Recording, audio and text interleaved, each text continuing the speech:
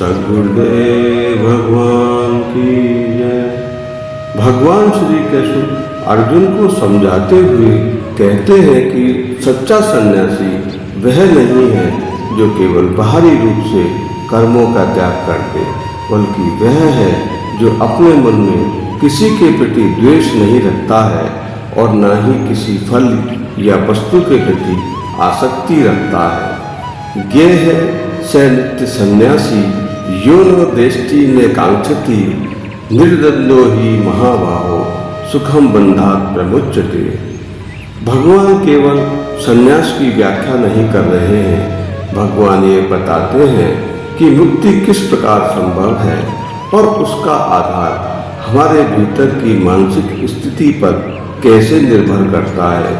भगवान अर्जुन को बताते हैं कि सामान्य व्यक्ति की दृष्टि में संन्यास का सामान्य अर्थ है कि व्यक्ति संसार के समस्त कर्मों का त्याग कर परिवार और समाज से दूर हो जाए, एकांत में जीवन बिताए।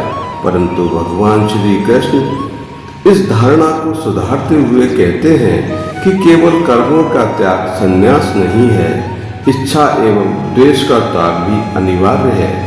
भगवान कहते हैं कि बंधनों से मुक्ति पाने के लिए बाहरी संसार को बदलने की आवश्यकता नहीं है, बल्कि अपने दृष्टिकोण और मानसिक स्थिति को बदलने की आवश्यकता है। नित्य सन्यासी अर्थात ऐसा व्यक्ति जो हर क्षण हर परिस्थिति में एक समान रहता है, केवल विशेष अवसरों पर ही शांत या संतुलित नहीं होता, उसका स्वभाव ही ऐसा बन जाता है।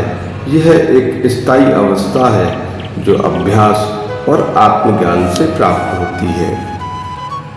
सांख्य योगो पृथक बाला प्रवदन्ति न पंडितः एक बप्या स्थिते सम्यग्यो भयोर्विन्देत फलम।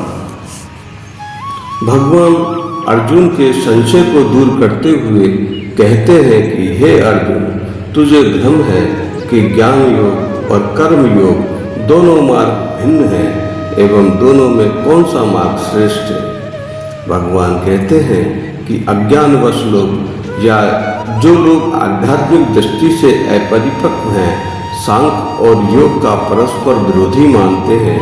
वे सोचते हैं या तो मनुष्य को केवल ज्ञान का मार्ग अपनाना चाहिए जिसमें संसार से विरक्ति लेकर आत्मा और ब्रह्म के चिंतन में लीन होना होता है, या फिर कर्मयोग अपनाना चाहिए जिसमें व्यक्ति संसार में रहकर अपने कर्तव्यों का पालन करता है।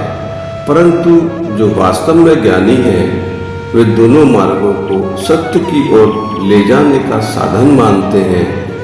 यदि कोई व्यक्ति इन दोनों में से किसी एक मार्ग को पूरी निष्ठा और सही समझ के साथ अपनाता है तो वह दोनों के ही फल प्राप्त कर लेता है।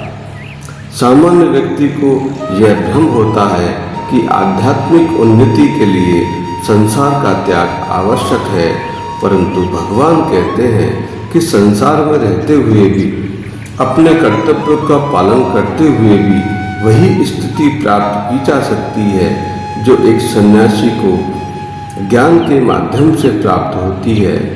भिन्नता केवल बाहरी दृष्टिकोण में होती है, वास्तविकता में सब एक ही सत्य की ओर अग्रसर होते हैं।